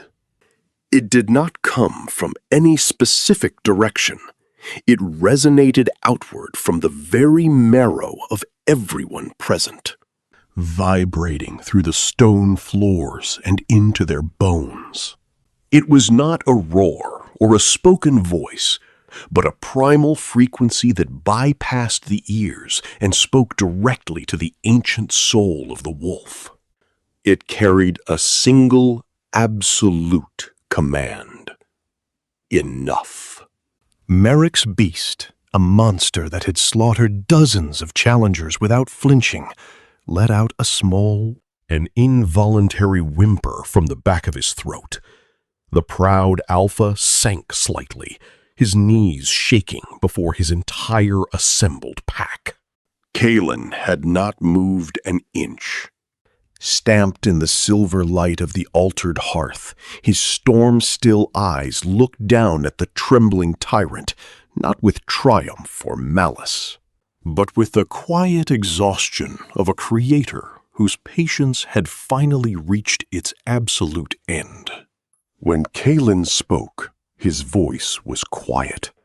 That was the detail that would haunt the survivors for the rest of their days. He did not yell. He did not need to. His words moved at a frequency that penetrated the solid stone walls, the frozen earth, and the deepest chambers of every heart in the room. "I have been patient," Kalen said. The 3 words hung in the frost-rimed air, completely rewriting the reality of the room. "I chose patience as a kindness to give you all," he continued, his gaze sweeping over the terrified crowd. "It was not a weakness for you to exploit." Merrick's arm finally dropped, useless and numb, as the invisible restraint released him. He stumbled back against a table, his ego warring violently with a terrifying instinct that told him he was standing in the presence of a god. The warriors who had laughed in the courtyard, the enforcers who had destroyed Kalen's medicinal herbs, and the elders who had turned a blind eye to tyranny, all looked at the gardener with the disorienting horror of people whose entire worldview had been inverted. Sierra closed her eyes, a long, trembling breath of relief escaping her lips. Suddenly, the massive double doors at the end of the hall swung wide open simultaneously, without a hand touching them. They moved with a sound like a great exhale, releasing a fresh wave of cold into the room.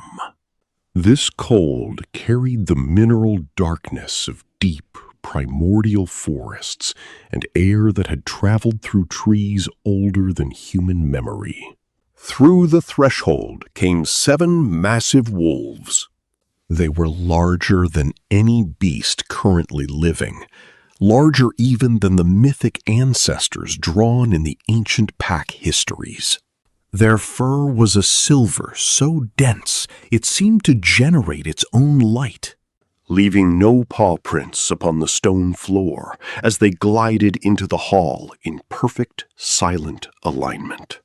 4 took their places on the left, 3 on the right. Then, as one, without a single command or signal, the 7 ancient guardians lowered their massive heads until their muzzles touched the stone floor. They were bowing in absolute submission to Kalen. A sharp, involuntary intake of breath rippled through the pack. The warriors were frozen, trapped in the primitive architecture of their own nervous systems. Recognizing that the entity standing before them was so far above them in the cosmic order that resistance was an absurdity, Merrick tried to force his body to shift, to call upon his wolf to defend his stolen throne. He reached inward for the beast that had always answered his call through blood and war, but he found nothing. His inner wolf looked at the sovereign standing in the silver light and made a silent, rational decision of pure survival. Not this time. Not against him. Merrick's hands hit the ceremonial tablecloth, his arms shaking violently as he struggled to remain upright. His ragged breath was audible to every wolf in the room. The hierarchy of the Iron Blood Pack had just collapsed to dust. Kalen turned away from Merrick, his movements measured and deliberate. He looked at the elders, the warriors, the frightened mates, and the ancient silver guardians. "You have my name wrong," Kalen said, the silence absorbing his words like water into dry earth. and it is time I gave it back to you properly." He did not transform into a giant beast to prove his status. He simply stopped concealing what he had always been. The authority radiating from him became fully visible. He was calm in the way a mountain is still, deep in the way an ocean holds its depths. He was the true Alpha King, the sovereign of sovereigns. Kalen pulled out a heavy oak chair from the nearest table and sat down, resting one arm across his knee with a casual majesty that was almost violent in its simplicity. "I want to tell you a story," Kalen said softly, "about yourselves." He began to speak of the wolves this pack had systematically destroyed and forgotten. He named Casper, an honorable, mid-ranking warrior who had been stripped of his rank and exiled into the dead of winter 4 years ago because he refused to participate in an unjust border raid against innocent neighbors. Kalen spoke of how Caspar's mate and 2 young pups were left to starve while the pack watched in silence, practicing the cowardice they called loyalty. There was no anger in Kalen's voice, only the heavy, terrifying precision of an accounting ledger. He named another, and then another. He spoke of elders who had been dragged from their council seats by Bran because their wisdom contradicted Merrick's greed. He spoke of mates threatened with the forced dissolution of their bonds for the crime of speaking the truth. The pack listened, hearing their own collective sins played back to them, the shame rising from within like a bitter poison. Then, Kalen's gaze softened slightly, but his words grew heavier. And then there are the children. That was the blow that shattered the room's remaining composure. Kalen spoke of the terrible winters when Merrick had banned the use of traditional healing practices and herbs, declaring that any pup who could not survive illness on their own was a drain on the pack's resources. He spoke of the children who had survived only because a mysterious savior had moved through the compound under the cover of darkness, leaving life-saving medicines at their doorsteps. Kalen looked toward the back of the room, his eyes lingering on Kala, the mother who had wept over her dying child, and Garrett, the warrior who had secretly prayed for a miracle. He spoke of Mira, the young pup who now ran and played safely in the snow because of those forbidden remedies. And then he spoke of the children who had not survived, reciting their names one by one with absolute, devastating clarity. The sounds that rose from the parents and the guilt-ridden warriors were a chorus of pure heartbreak and unendurable shame. Merrick's mask broke completely. "You have no authority here," he choked out, his voice cracking as he gripped the table for dear life. "Whatever you are, you have no right to judge what I built." "I have every right," Kalen replied, his voice a calm, absolute law. "I am the origin of the right. Your lineage was granted its authority by my ancestors 12 generations ago. What you built with it is the rot we see tonight." Kalen stood up, the silver fire behind him casting his regal silhouette across the entire hall. He turned his eyes to Ilara, his expression softening into a profound, ancient tenderness. "The time of hiding is over, my people," Kalen announced, his voice echoing with absolute finality. "I return not just to claim my throne, but to claim my rightful queen. Ilara, come forward. Receive the bond that destiny has forged for us. You shall rule by my side as the Luna of the United Pacts." The Silver Guardians bowed lower, and a collective murmur of awe rose from the crowd. It was a moment of supreme mythic vindication, but for Alara, it was the descent of the executioner's axe. As Kaelin spoke those words, the dark, dormant veins of the blood curse beneath her collarbone flared with an excruciating, burning heat. Black lines began to creep visibly up the side of her neck, pulsing with a malicious, necrotic light. She could feel the curse priming itself, its invisible tendrils reaching out, waiting for her to step forward and accept the sovereign mate bond so it could snap and obliterate Kaelin's soul from the inside out. The War Council's trap was fully sprung. If she became his queen, she would become his murderer. Tears of absolute agony and fierce resolution filled Alara's eyes. She loved him more than her own existence. She had endured years of societal shame to be near his gentle soul, but she would not let his majesty be destroyed by the venom of her enemies. She had to break him to save him. Alara stepped out from behind the table, her boots clicking loudly against the frost-covered stone. She did not walk toward him with the submission of a mate.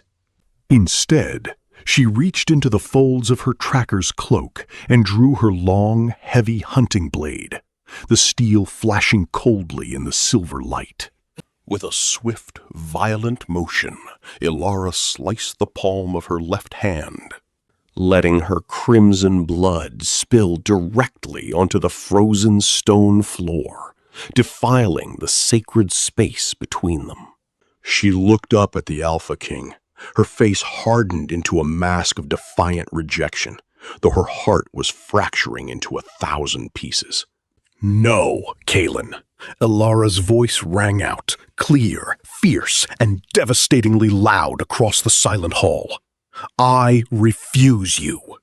The silence that followed was more absolute than anything that had occurred that night.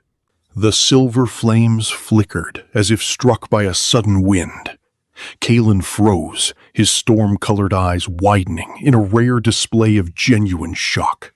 Alara forced her voice to remain steady, wrapping her agony in a cloak of bitter armor. "I am a warrior of the Iron Blood, and I will not be a pawn in your ancient restoration. I reject the mate bond.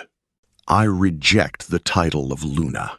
I reject you, Alpha King Kaelin." The words tore through the air, carrying the metaphysical weight of a formal, public rejection. The invisible mate bond between them strained, cracking with a spiritual agony that made Kaelin flinch, his hand pressing against his chest as the rejection registered in his very soul. The elders gasped, and even Merrick watched in stunned disbelief. To reject an Alpha King was an act of high treason against the divine order, an offense that carried an immediate sentence of absolute, irrevocable exile from all civilized pack territories. Sierra stepped forward, her eyes wide with horror as she realized what Alara was doing. "Alara, do you understand what you invoke? By the laws of the Old Crown, a public rejection of the sovereign carries the punishment of the outcast. You will be stripped of your rank, cast out into the dead wastes without shelter, and forbidden from ever returning." "I know the law," Alara barked, her eyes locked onto Kaelin, forcing herself to ignore the profound hurt and confusion gathering in his deep gaze. She could see the black curse lines on her neck beginning to recede, its lethal trigger disarmed by her defiance. The curse was contained, and his life was secure. That was all that mattered. "I accept the exile," Alara stated, her voice dropping into a solemn vow as she looked at the man she loved more than life itself. "I obey the ancient decree."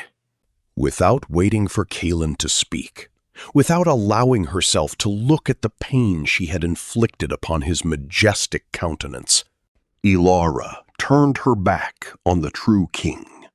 She sheathed her blood-stained blade, pulled her heavy fur hood over her face, and walked with unyielding steps through the center of the hall. The 7 silver guardians parted for her in silent, mournful reverence, recognizing the supreme sacrifice of her soul. She marched through the grand threshold and vanished into the roaring, pitch-black blizzard outside, leaving the Alpha King to claim a throne that was suddenly, devastatingly empty. The true king's reckoning. The atmosphere within the great hall shifted with a terrifying, absolute finality as Kaelin stood to his full height. The sheer, crushing weight of his presence expanded throughout the stone cavern, a stark contrast to the gentle gardener he had pretended to be for 7 long years. The silver fire dancing within the colossal hearth roared higher, casting an ethereal, blinding light over the assembled wolves. The 7 ancient silver guardians, mythical beasts of legend, inclined their massive heads toward him, acknowledging the true sovereign of the realm. Kaelin walked toward Merrick. His pace was measured, entirely devoid of rushed malice or theatrical intimidation. He had never required theatrics to command obedience. His authority was woven into the fabric of creation itself.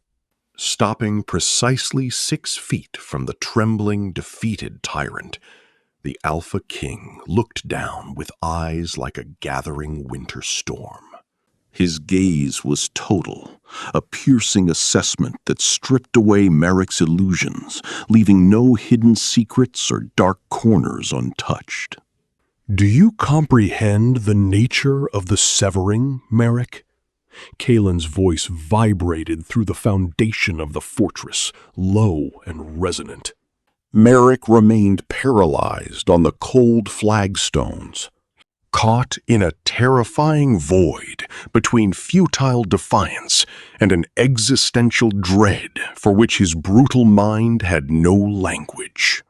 "Your scholars and historians lost the record of this rite 3 centuries ago," Kaelin continued, his expression completely unreadable.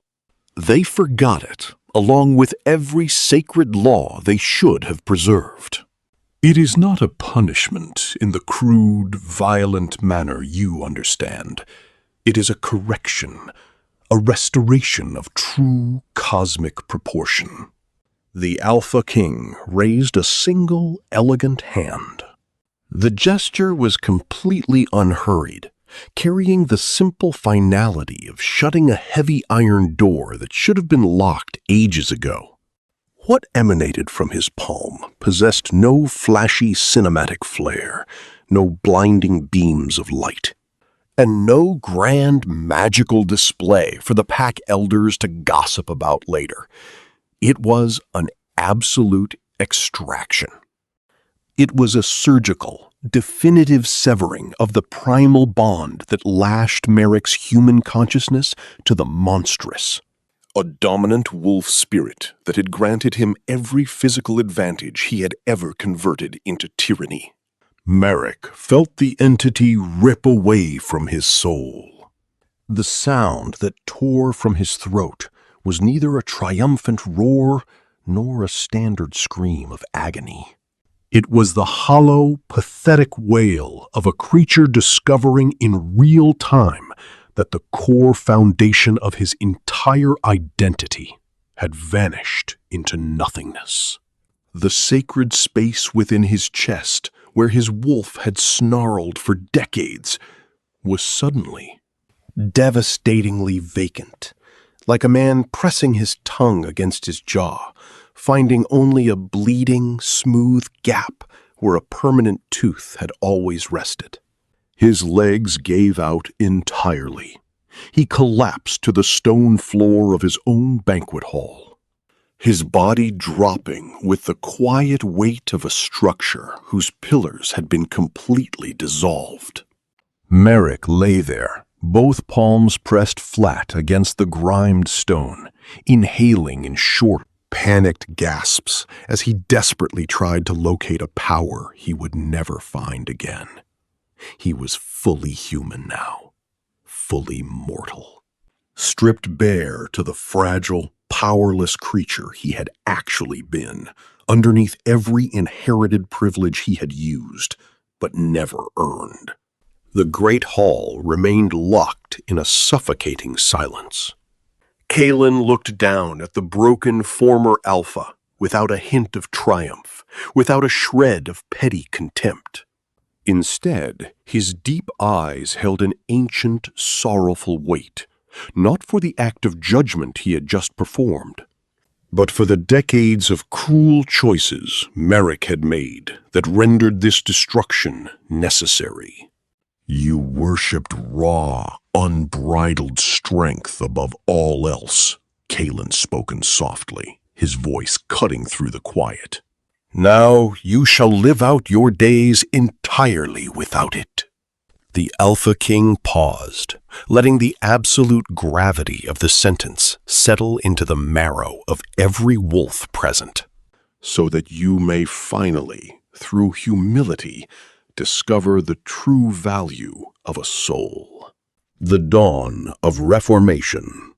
True transformation does not strike a kingdom like a sudden bolt of lightning. It settles over the earth like the dawn, gradual, quiet, and only fully recognized once the shadows have already been driven away. 3 weeks after the fateful night in the Great Hall, the Iron Blood Pack compound bore the indelible marks of its new era in small, unheroic ways. Along the eastern stone wall, where Alara had once marched in chains, rows of raised wooden garden beds now stood filled with rich earth and sprouting medicinal herbs. They had been constructed without official decree or royal command. A group of elite warriors had simply gathered tools and built them, deciding independently that this labor was a debt they owed to the soil. The healing quarters nearby had been doubled in size, its shelves stocked with salves rather than weapons. In the central tower, the war room's long, intimidating rectangular table had been removed, replaced by a massive round table crafted from solid oak. It featured 7 seats, each one carved to the exact same height as the others, ensuring no single elder could claim dominance over another. Nobody needed an explanation for these changes. That was the essence of Kalen's law. In the bustling communal kitchens, Bran was attempting to bake bread. The massive former lead enforcer, who had once used his fists to break bones, stood sweating before a roaring stone oven. He had completely burned his first batch and left the second entirely raw in the center. Standing beside him was a middle-aged woman who had fed the low-ranking members of the pack for 11 years without ever receiving a single word of gratitude from the old leadership. Bran took her sharp reprimands and corrections with a quiet, submissive silence that was steadily, visibly transforming into genuine humility. The other elite warriors assigned to menial, cooperative service roles were undergoing their own profound internal reckonings. The child care duties proved to be the most efficiently humbling. There is a specific quality to being responsible for a small, innocent person who cares nothing for your military rank or your battle scars, demanding only your absolute presence and gentleness. It reorganizes a wolf's pride with terrifying speed. By the conclusion of the third week, Alpha King, a romantic werewolf Garrett, who for 4 years had been celebrated as the compound's most ruthless and terrifying enforcer, was spotted cradling a restless, crying infant against his massive chest at 2 o'clock in the morning. He was softly singing an old lullaby, his deep voice surprisingly melodic and tender. He never spoke of it to his fellow soldiers, but the entire pack knew. Merrick worked in a separate quadrant of the kitchens, far away from Bran. It was a practical, merciful arrangement designed by the new council. The former tyrant spent his days scrubbing the heavy iron cooking vessels, using coarse brushes to strip the stubborn grease and residue from surfaces that resisted his every effort. He moved through the heat and smoke in the specific, heavy silence of a man completely renegotiating everything he had ever believed about himself. He was not mistreated.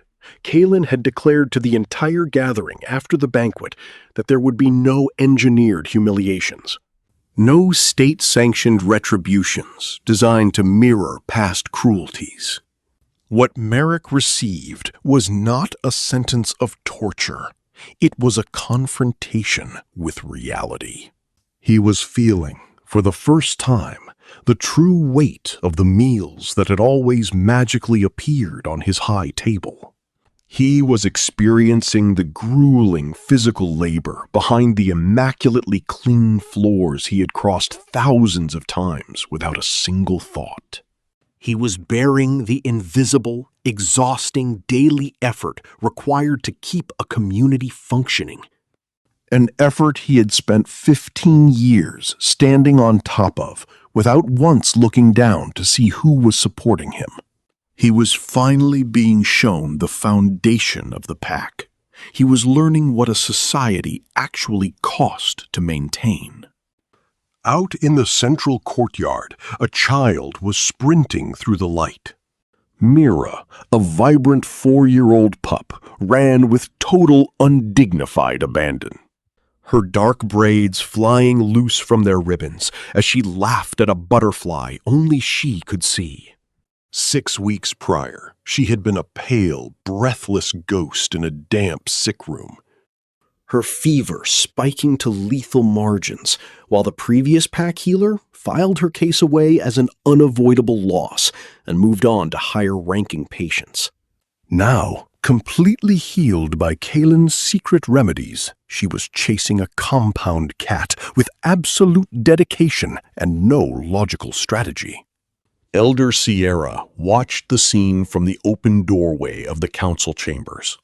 Her new seat at the round table was situated closest to the wide stone window, a choice she had made deliberately after spending too many decades sitting in dim, claustrophobic corners. Being told that an elder female's perspective was merely supplementary to raw strength. The new War Council met twice a week. The sessions were long, emotionally draining, and occasionally fractious as old habits clashed with the new paradigm. But for the first time in the pack's living memory, the discussions were entirely honest. Sierra had decided she did not mind difficult arguments when the only alternative was a brief, false peace built on fear. She listened to Mira's bright laughter echoing across the courtyard, her mind drifting to the ancient inscription stones hidden beneath the fortress. 3 words carved into the rock had waited 3,000 years to become relevant to their people again. What it serves. Every community, Sierra realized, serves something, whether it is explicitly named or silently tolerated, consciously chosen or blindly inherited. The fundamental question is never whether a pack serves a master, but what that master is.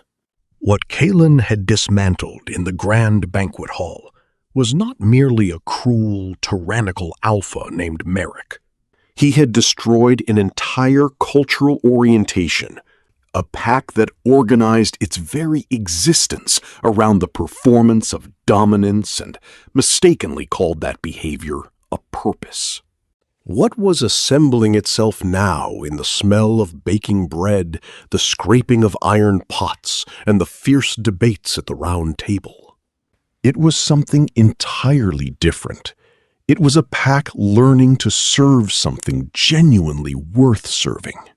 The progress would be slow. There would inevitably be missteps and failures, for true structural transformation never moves in a straight, simple line. But the foundation had been cleared, and in Sierra's long experience, the beginning was everything. The forever claim. The high western balcony faced the rugged mountain peaks, catching the late afternoon sun at an angle that made the entire stone compound look like its own ideal version. The granite walls glowed with a warm golden hue. The garden beds appeared vibrantly green, and the distant murmurs of early evening settled into the productive, the peaceful quiet of a community that had fed itself and was preparing for a safe night's rest. Kalen stood at the heavy stone railing, both of his large hands resting on the weathered rock. There was no performance of royal authority in his posture, no arrogant surveying of conquered territory. There was only pure, unhurried attention, the complete, deep focus he brought to everything he truly loved. Ilara stood directly beside him. They had remained in a comfortable, healing silence for several minutes.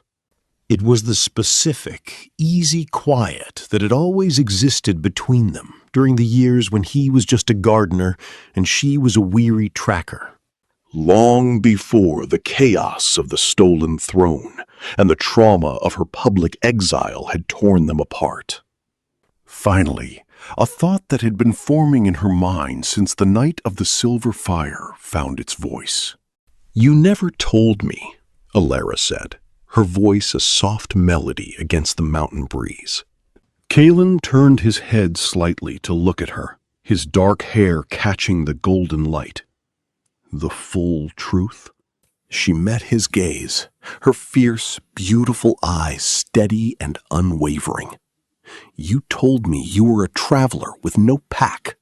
You said your name was Kalen, that you possessed a gift for cultivating herbs, and that you enjoyed cooking simple meals."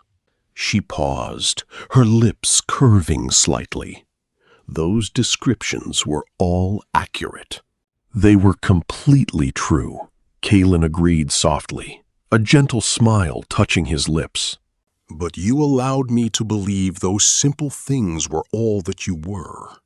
"I allowed you to see what was real," Kalen corrected, his voice filled with an immense, unconditional warmth. "Nothing I ever showed you was a lie. I merely held certain grander aspects of my identity in reserve. There is a profound difference." Ilara considered his words, looking down at the courtyard below. Mira had finally successfully cornered the compound cat and was currently sitting on a stone bench, cradling the purring animal with the immense satisfaction of a warrior whose mission was triumphant. "Why?"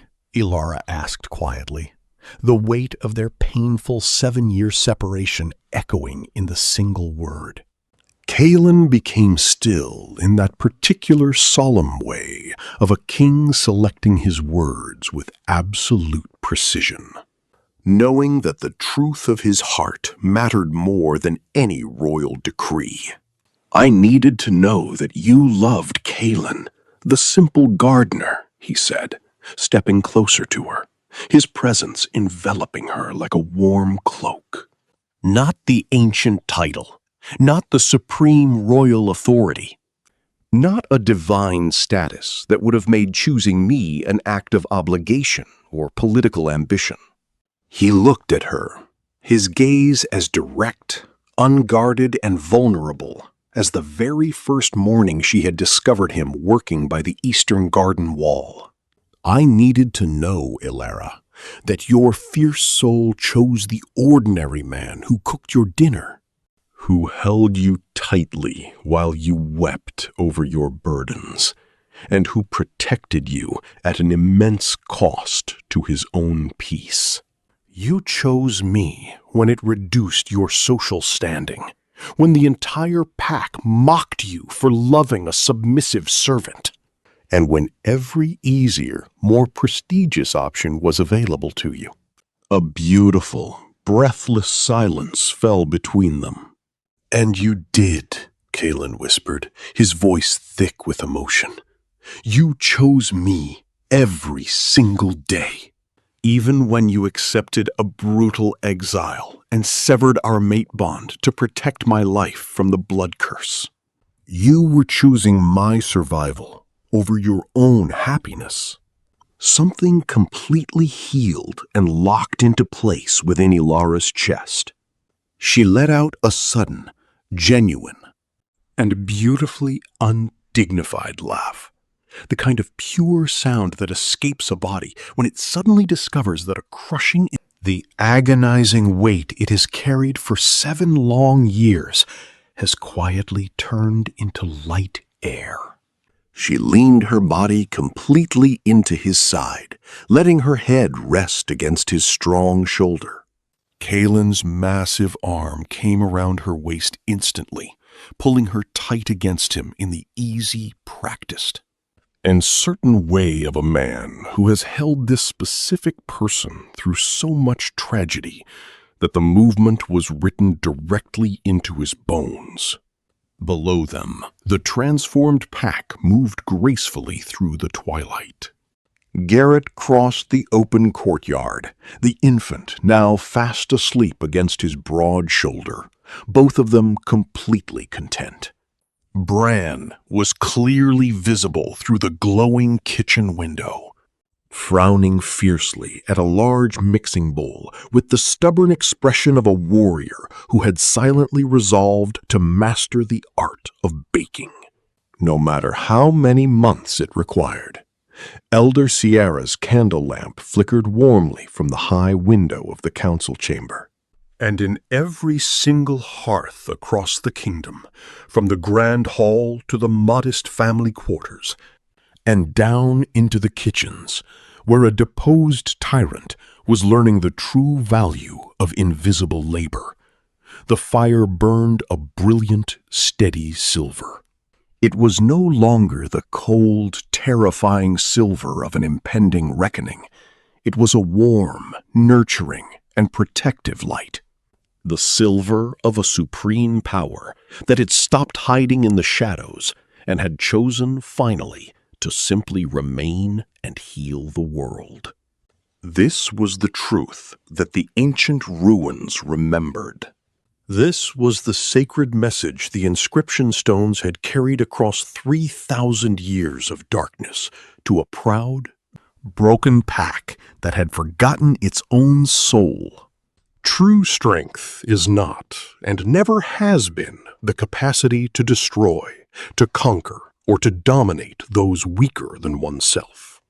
It is the conscious, courageous willingness to remain gentle, long enough, patient enough, and steady enough for something truly worth protecting to grow. In the cleared, fertile ground where cruelty and tyranny had once ruled, a beautiful new future was growing quietly. The exact way the best things always do.